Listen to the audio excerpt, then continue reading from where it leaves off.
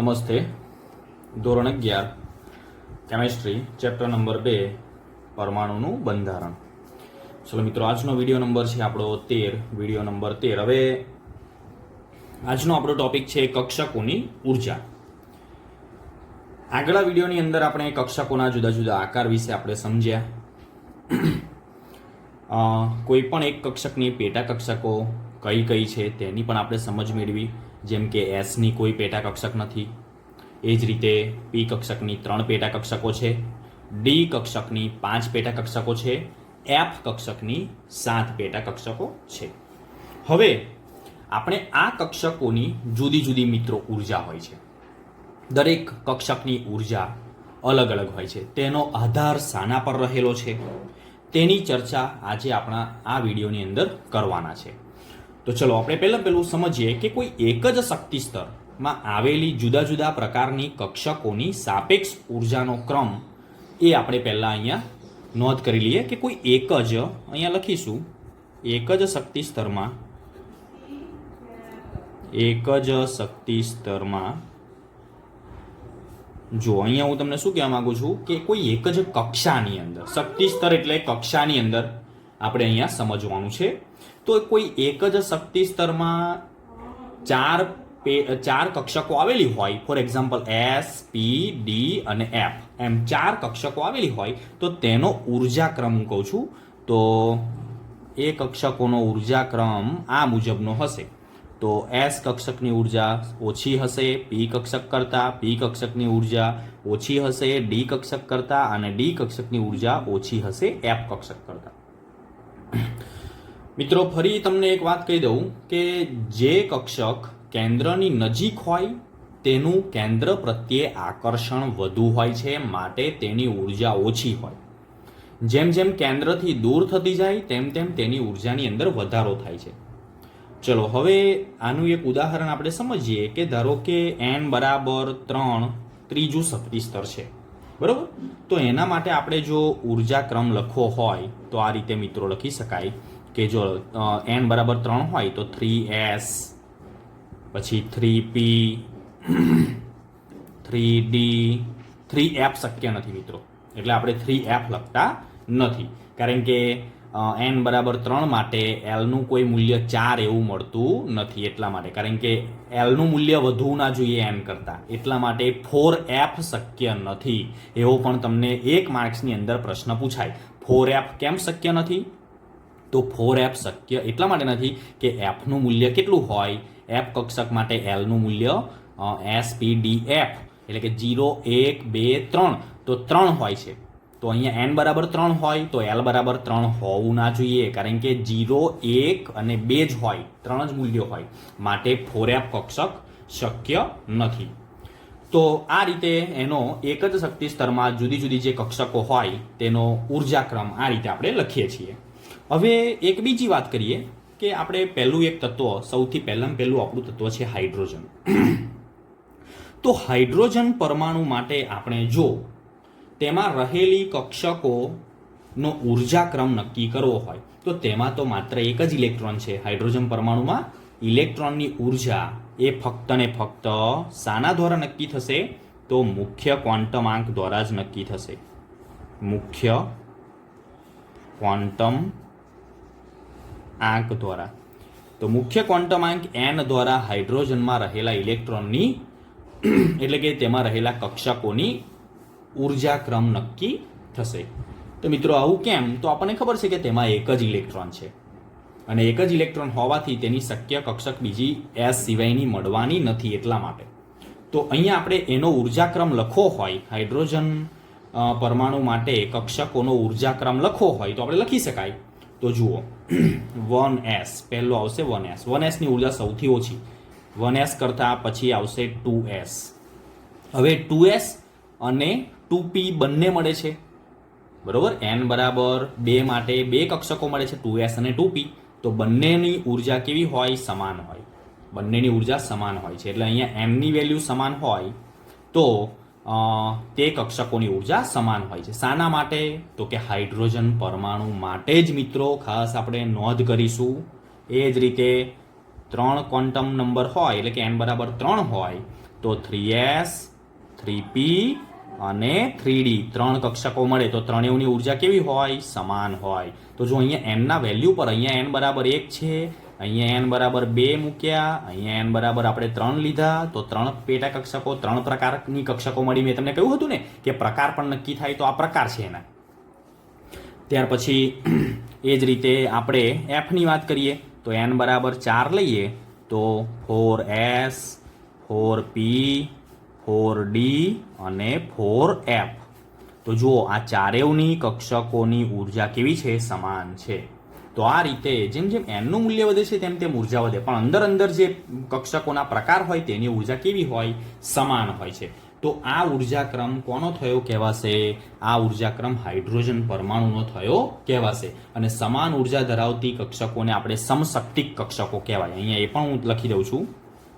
સમાન ઉર્જા ધરાવતી કક્ષકોને સમશક્તિક કક્ષકો કહેવાય. સમશક્તિક કક્ષકો કહેવાશે. મિત્રો એનો તમને એક આલેખ પણ આપેલો છે તમારી ટેક્સ્ટ બુકની અંદર, એ તમને હું અહીંયા બતાવું છું, તમને ધ્યાનમાં આવશે. તો અહીંયા જે પ્રથમ જે આપણને આલેખ આપેલો છે, આ આલેખની અંદર તમે જોઈ શકો છો. તો એમાં 1s ની ઉર્જા સૌથી ઓછી છે. આ ઉર્જાનો ક્રમ છે. અહીંયા આપણે લખીએ તો ઉર્જાનો ચડતો ક્રમ છે. ફરી 2s અને 2p ની સમાન છે ને, એટલા માટે અહીંયા જો બંને એક જ સ્થાન પર દર્શાવી છે, 2s અને 2p. ફરી અહીંયા આપેલી છે 3s 3p અને 3d, ત્રણેયની સમાન છે. ફરી ઉપર આવશે 4s 4p 4d અને 4f, એમ કરીને 4 આવશે. તો આ રીતે સમાન જેમ જેમ nની વેલ્યુ અહીંયા કેટલી છે? 2 છે. અહીંયા nની વેલ્યુ કેટલી છે? 3 છે. તો આ રીતે એની ઉર્જા વધે છે. પણ nની વેલ્યુ 3 પ્રકારની કક્ષકો માટે સમાન હોય તો તેની ઉર્જા સમાન રહેશે. તો આ રીતે મિત્રો આપણે હાઇડ્રોજન પરમાણુમાં જે 1s ઇલેક્ટ્રોન જે છે, એક જ 1s કક્ષકની અંદર ઇલેક્ટ્રોન આવશે. હાઇડ્રોજનમાં એક જ ઇલેક્ટ્રોન છે એટલે પહેલી જ કક્ષકમાં ભરાશે એક જ ઇલેક્ટ્રોન, જે સ્થાયી પરિસ્થિતિ સૂચવે છે. અને આ અવસ્થાને આપણે ભૂમિ અવસ્થા કહેવાય. ખાસ આપણે ધ્યાન રાખીશું. અને આ કક્ષામાં રહેલો ઇલેક્ટ્રોન જે છે તે ઇલેક્ટ્રોન કેન્દ્ર વડે સૌથી વધુ પ્રબળતાથી આકર્ષાયેલો હોય, કારણ કે તે 1sમાં છે ને, 1s કક્ષક સમમિતીય રીતે ગોળાકાર છે. અને ગોળાકાર હોવાથી તેમાં ઇલેક્ટ્રોન જે હશે તે ઇલેક્ટ્રોન કેન્દ્ર પ્રત્યે સૌથી વધુ પ્રબળતાથી આકર્ષાયેલો હશે. હવે 2s 2p એટલે કે અહીંયા જો એ ઇલેક્ટ્રોનને અહીંયા આપણે મૂવમેન્ટ કરાવવો હોય 2s 2p 3s ની અંદર, તો એને આપણે ઉત્તેજિત અવસ્થાની અંદર લઈ જવો પડશે. ઇલેક્ટ્રોનને આપણે કોઈ પણ એવા પરિસ્થિતિ ઉત્પન્ન કરીને ઇલેક્ટ્રોનને આપણે 2s 2p કે 3s માં લઈ જઈએ ત્યારે એક ઉત્તેજિત અવસ્થા ઉત્પન્ન થાય છે. તો આ આપણે અહીંયા ધ્યાનમાં રાખીશું. બાકી હાઇડ્રોજન પરમાણુમાં 1s ઇલેક્ટ્રોન 1s કક્ષકની અંદર જે ઇલેક્ટ્રોન રહેલો છે તે ધરા અવસ્થા ધરાવે છે, ભૂમિ અવસ્થા, સ્ટેબલ છે, સ્થાયી છે. હવે એક કરતાં વધુ ઇલેક્ટ્રોન ધરાવતા પરમાણુમાં ઇલેક્ટ્રોનની ઉર્જા જે છે એ ઇલેક્ટ્રોનની ઉર્જા હાઇડ્રોજન પરમાણુની જેમ ફક્ત મુખ્ય ક્વોન્ટમાંક ઉપર આધાર રાખતી નથી. ખાસ ધ્યાન રાખીશું મિત્રો.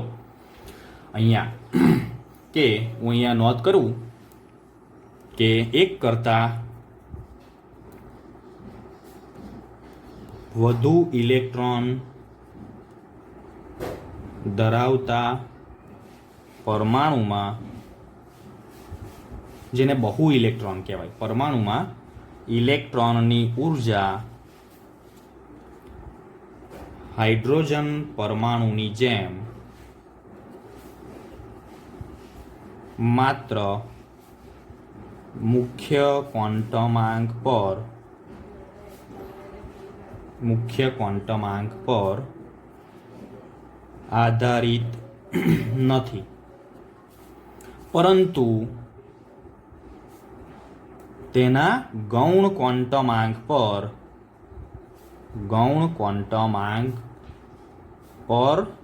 પણ આધાર રાખે છે. ખાસ ધ્યાન રાખીશું, આધાર રાખે છે. જો હાઇડ્રોજનની વાત કરી હોય તો બરોબર છે, તો ફક્ત મુખ્ય ક્વોન્ટમાંક એટલે મુખ્ય ક્વોન્ટમાંક n બરાબર 1 હોય.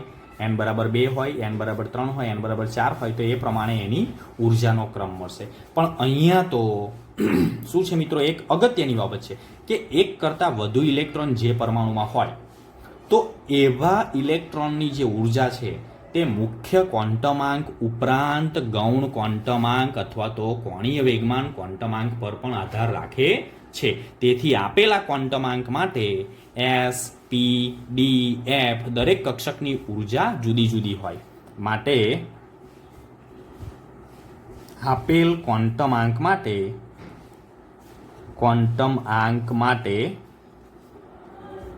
એસ, પી, ડી, એફ દરેકની ઉર્જા કેવી હોય? અલગ અલગ હશે,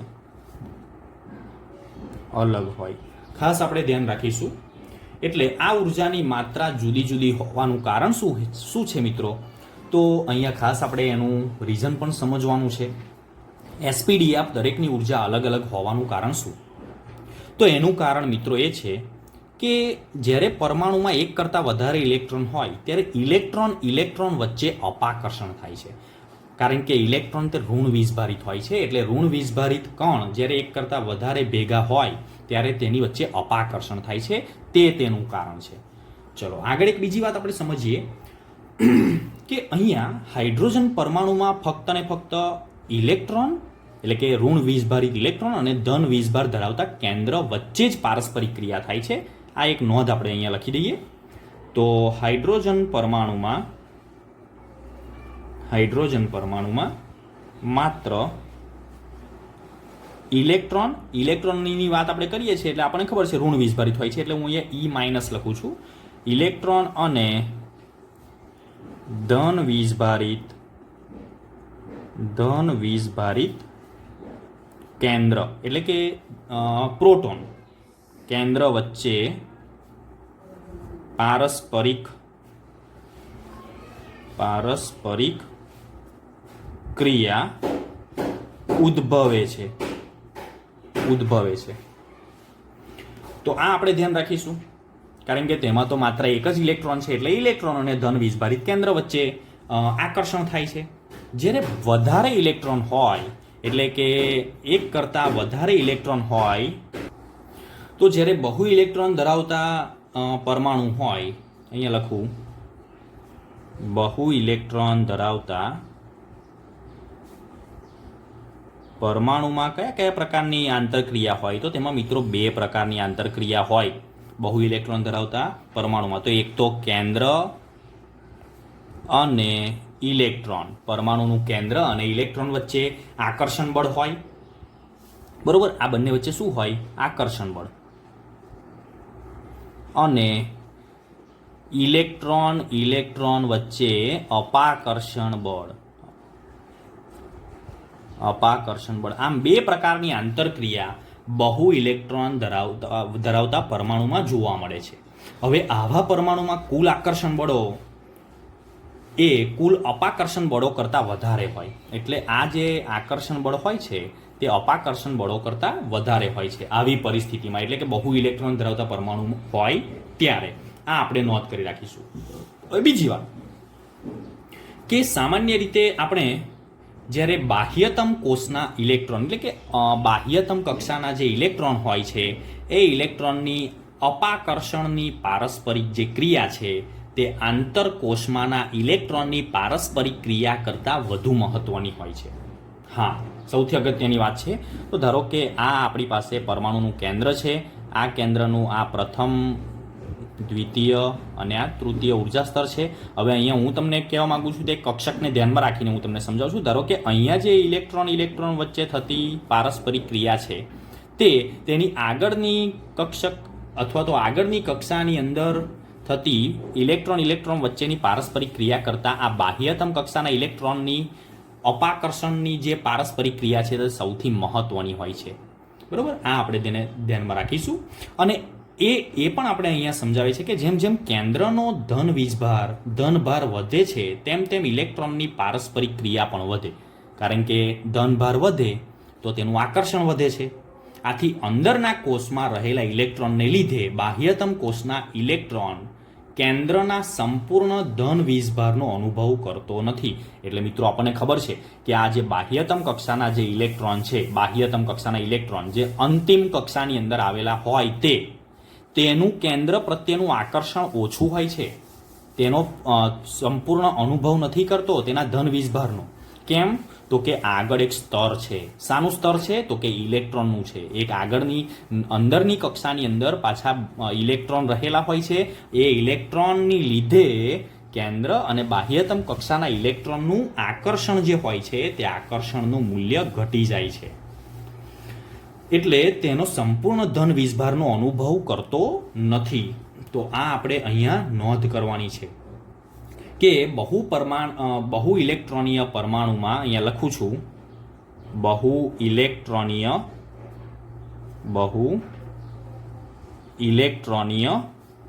પરમાણુમાં જેમ જેમ પરમાણ્વીય ક્રમાંક, એટલે અહીંયા હું ઝેડ લખું છું, પરમાણ્વીય ક્રમાંક ઝેડ વધે તેમ તેમ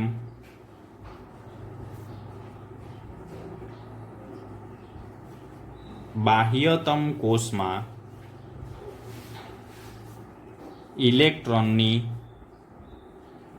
પારસ્પરિક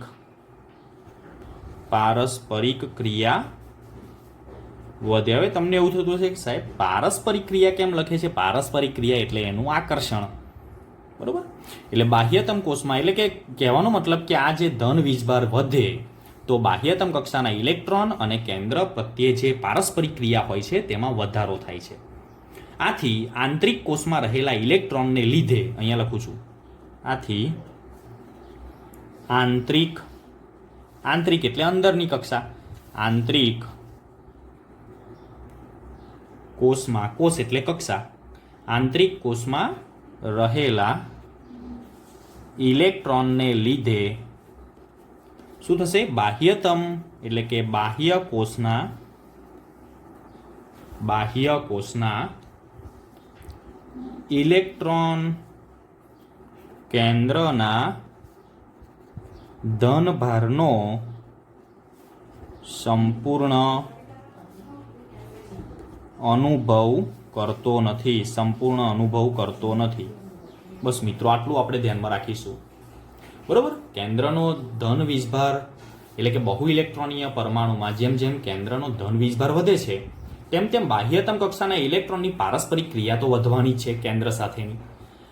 હવે શું થશે કે આંતરિક કોષમાં રહેલા ઇલેક્ટ્રોનને લીધે આ બાહ્યતમ કક્ષાના ઇલેક્ટ્રોન કેન્દ્રના ધન વીજભારનો સંપૂર્ણ અનુભવ કરતો નથી. એટલે તેનું આકર્ષણ બળ ઘટી જાય છે, એવું કહેવા માંગે છે.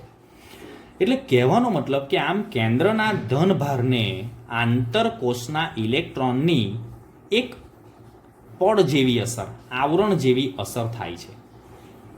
આંતરકોષના ઇલેક્ટ્રોનની એક પડ જેવી અસર જોવા મળે છે. કોને? તો કે આ પડદા જેવું. હું તમને અહીંયા સમજાવું છું. તો મિત્રો અહીંયા સમજીએ આપણે. જો અહીંયા મેં આ કેન્દ્ર છે, કેન્દ્ર પછીનો પ્રથમ કોષ, બીજો કોષ અને આ ત્રીજો કોષ છે, બરોબર? હવે હું તમને જે કહેવા માંગુ છું તે આ બાહ્યતમ કક્ષાના ઇલેક્ટ્રોનનું કેન્દ્ર પ્રત્યેનું આકર્ષણ ઓછું થાય છે. એનું કારણ શું છે? તો કે આ અંદરની જે કોષ છે, જેને આંતરકોષ આપણે કહીએ છીએ, આ જે બીજા નંબરની, તો એ એક પડદા જેવું આવરણ બાહ્યતમ કોષની આગળ આવેલું હોવાથી કેન્દ્ર અને બાહ્યતમ કોષની વચ્ચે આ એક પરિરક્ષણ એટલે કે એક આવરણ, આચ્છાદિત પડ કહેવાય છે, ને આચ્છાદિત પડ આપણે એને કહીશું. એના લીધે તેનું પરિરક્ષણ કરે છે, એટલે કે કેન્દ્ર પ્રત્યેનું આકર્ષણ તેનું ઘટાડે છે. તેને આપણે કહીએ છીએ શિલ્ડિંગ ઇફેક્ટ અથવા તો શિલ્ડિંગ અસર કહીશું તેને, બરોબર? તો જેને આપણે અહીંયા નોંધ કરી દઈશું. તમે પણ મારી સાથે નોંધ કરજો કે કેન્દ્રના ધનભારને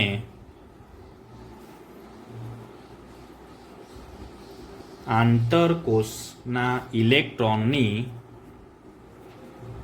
અંશતઃ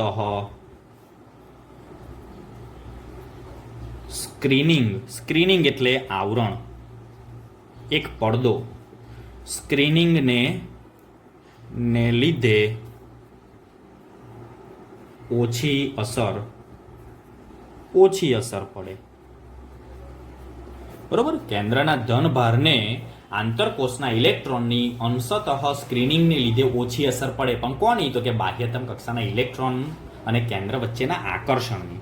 બરોબર, આને આપણે પૂરું કરી દઈએ. આપણે આને બાહ્ય કોષના ઇલેક્ટ્રોન પર આંતરકોષના ઇલેક્ટ્રોન વડે થતી સ્ક્રીનિંગ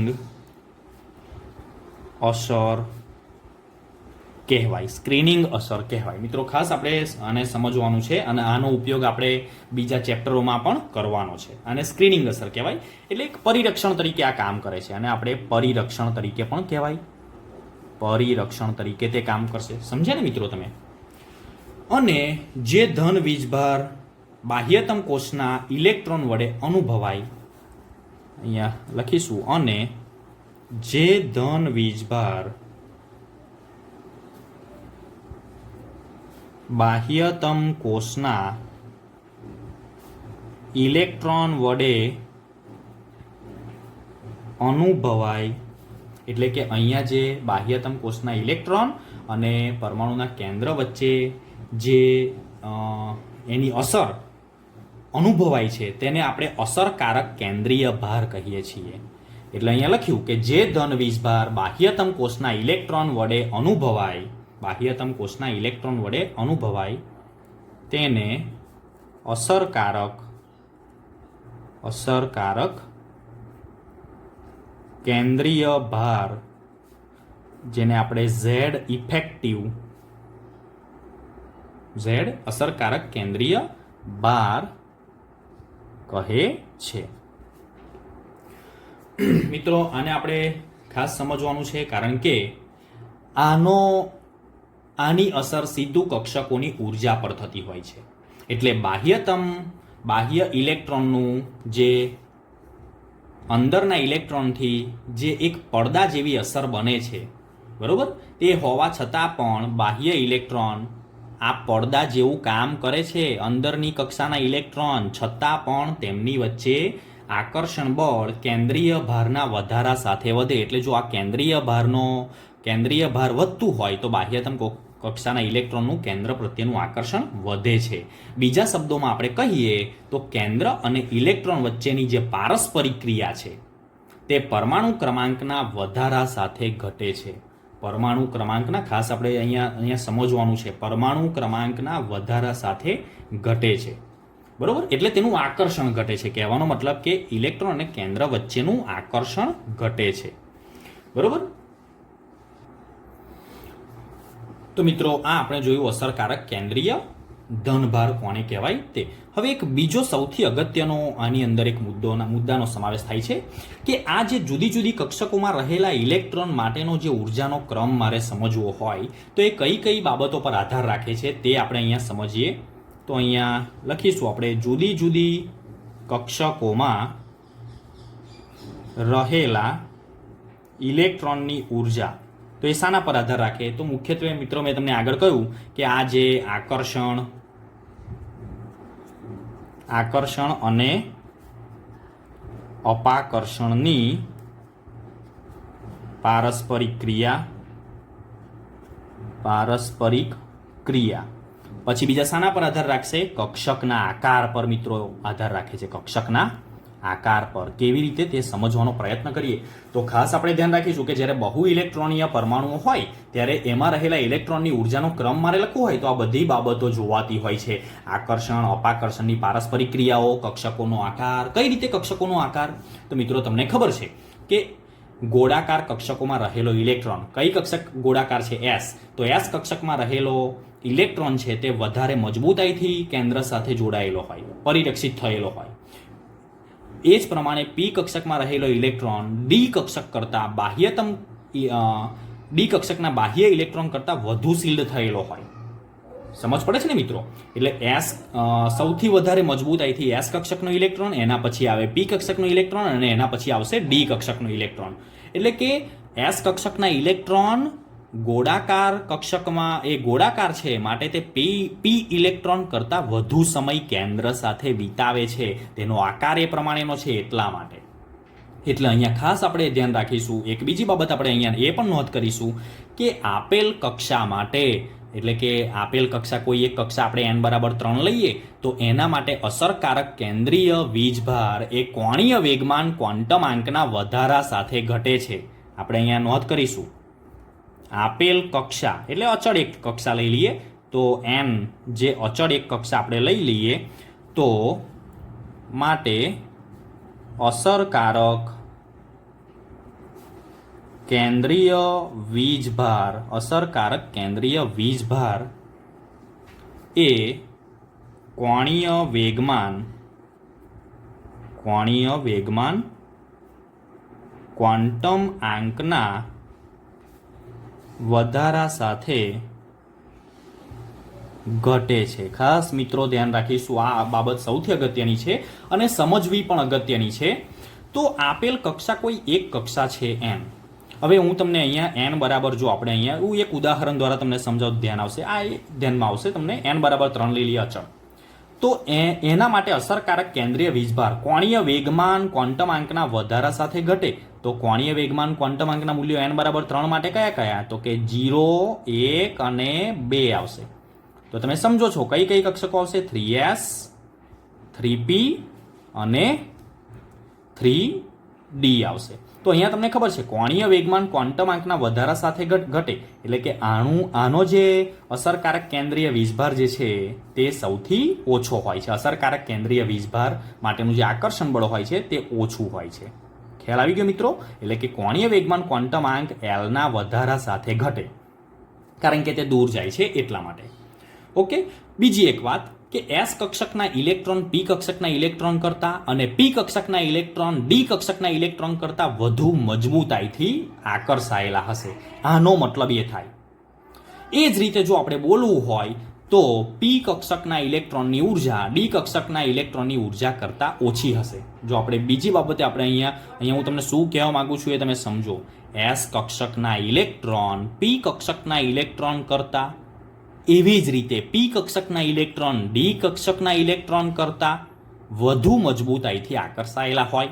એટલે કે આ જે S કક્ષકના ઇલેક્ટ્રોન છે તે સૌથી વધુ મજબૂતાઈથી આકર્ષાયેલા હોય કેન્દ્ર સાથે, માટે એની ઉર્જા ઓછી હોય કારણ કે તેનું આકર્ષણ બળ વધારે છે એટલા માટે. અને D કક્ષકનું કેન્દ્ર પ્રત્યેનું આકર્ષણ ઓછું છે માટે તેની ઉર્જા કેવી હશે? વધુ હશે. ખ્યાલ આવે છે? એટલે તો અહીંયા મિત્રો કહેવાનો મતલબ કે S કક્ષક કેન્દ્ર સાથે વધારે મજબૂતાઈથી જોડાય છે માટે તેનું આકર્ષણ બળ વધારે હોય માટે તેની ઉર્જા ઓછી. એટલે ક્રમ આ રીતનો આવશે: S કક્ષકના ઇલેક્ટ્રોનની ઉર્જા લેસ ધેન P કક્ષકના ઇલેક્ટ્રોનની ઉર્જા લેસ ધેન D કક્ષકના ઇલેક્ટ્રોનની ઉર્જા સૌથી વધુ હશે. ટૂંકમાં કહેવાનો મતલબ કે કક્ષકમાં ઇલેક્ટ્રોનની જે ઉર્જા છે તે n અને l ના મૂલ્યો પર આધાર રાખે